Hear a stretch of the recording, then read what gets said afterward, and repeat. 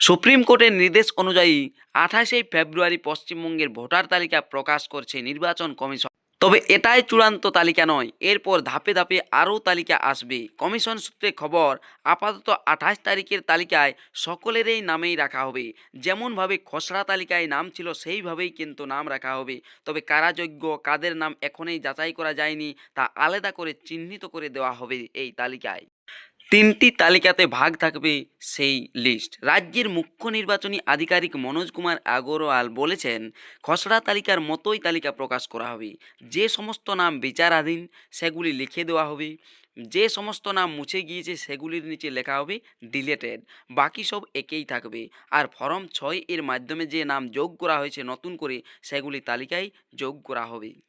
আপাতত এই final voter লিস্টে ২৮শে ফেব্রুয়ারির সবারই নাম থাকবে। সেক্ষেত্রে যাদের বিচারাধীন চলছে কোর্টের বিচারকদের অধীনে, তাদের লেখা থাকবে আন্ডার অ্যাডজুডিকেশন সেই নামের পাশে। আর যাদের হয়তো ডিলিট হয়ে গিয়েছে, অর্থাৎ ভোটার লিস্টে নাম নেই, তাদের ডিলিট লেখা থাকবে। আর যাদের নাম অ্যাপ্রুভ করা হয়েছে তাদের এইভাবেই ঠিকভাবেই থাকবে। তাই ২৮শে ফেব্রুয়ারি এসআইআরের ফাইনাল ভোটার লিস্ট কীভাবে ডাউনলোড করবেন তা জানার জন্য এই ভিডিওটি অবশ্যই শেষ পর্যন্ত দেখুন। আমি আপনাদের স্টেপ বাই স্টেপ দেখাচ্ছি। গুগলে গিয়ে সার্চ করবেন ভোটার সার্ভিস পোর্টাল লিখে। দেখুন আমি এই জায়গাটাতে ভোটার সার্ভিস পোর্টাল লিখে সার্চ অপশানে সার্চ করছি। সার্চ করতেই চলে আসবে পরবর্তী পেজটি, যেখানে লেখা থাকবে, দেখুন প্রথমেই voters.eci.gov.in অফিসিয়াল ওয়েবসাইটের লিঙ্ক। এই অফিসিয়াল ওয়েবসাইটের লিঙ্কে ক্লিক করবেন। এই লিঙ্কে ক্লিক করার সাথে সাথেই ভোটার সার্ভিস পোর্টালের অফিসিয়াল ওয়েবসাইটে পৌঁছে যাবেন। এই অফিসিয়াল ওয়েবসাইটের ডান সাইডে দেখুন সার্ভিস অপশান রয়েছে। এই সার্ভিস অপশানের মধ্যে প্রথম যে অপশানটি ডাউনলোড ইলেক্টোর রোল, দেখুন এই যে download electoral roll PDF and draft roll for states under SIR, এই যে প্রথম অপশান, এই অপশানে ক্লিক করবেন। এই অপশানটাতেই ক্লিক করার সাথে সাথেই আপনি পৌঁছে যাবেন পরবর্তী পেজে। দেখুন এই পেজটি দেখতে পাবেন বাম সাইডে স্টেট সিলেক্ট করতে হবে, অর্থাৎ আপনার যে রাজ্য ওয়েস্ট বেঙ্গল সেটা সিলেক্ট করে নিতে হবে। এরপর দেখুন ইয়ার দেওয়াই থাকবে 2026। তারপরে রোল টাইপ, এই জায়গাটাতে এসআইআর ড্রাফট রোল আর এসআইআর ফাইনাল রোল দুটো লেখা থাকবে। এইভাবে এসআইআর ফাইনাল রোল এখানে সিলেক্ট করবে, যেটি ২৮ তারিখেই প্রকাশিত হবে। তারপরেই দেখুন লেখা রয়েছে ডিস্ট্রিক্ট, অর্থাৎ জেলা নাম সিলেক্ট করতে হবে। তাই আমি এখানে ডিস্ট্রিক্টটা সিলেক্ট করে দেখাচ্ছি।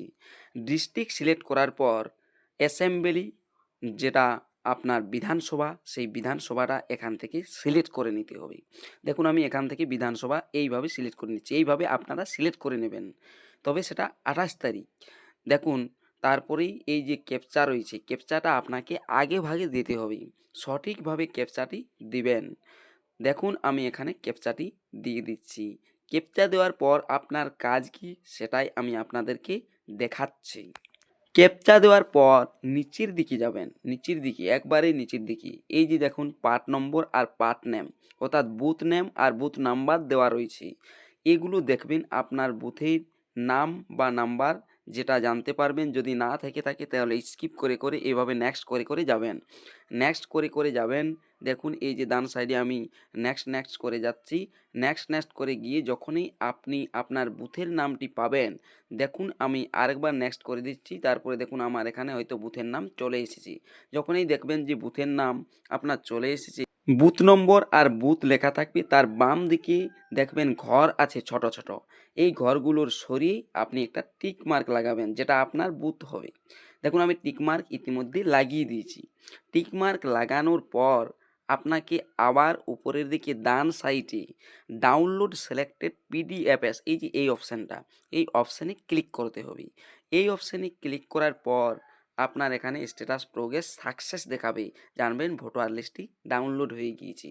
ভোটার লিস্ট ডাউনলোড হওয়ার পর সেই ভোটার লিস্টের মধ্যে আপনার নামের পাশে কি লেখা রয়েছে সেটা দেখবেন, যে আন্ডার এডুকেশন না লেখা রয়েছে এই ডিলেটেড না অ্যাপ্রুভ।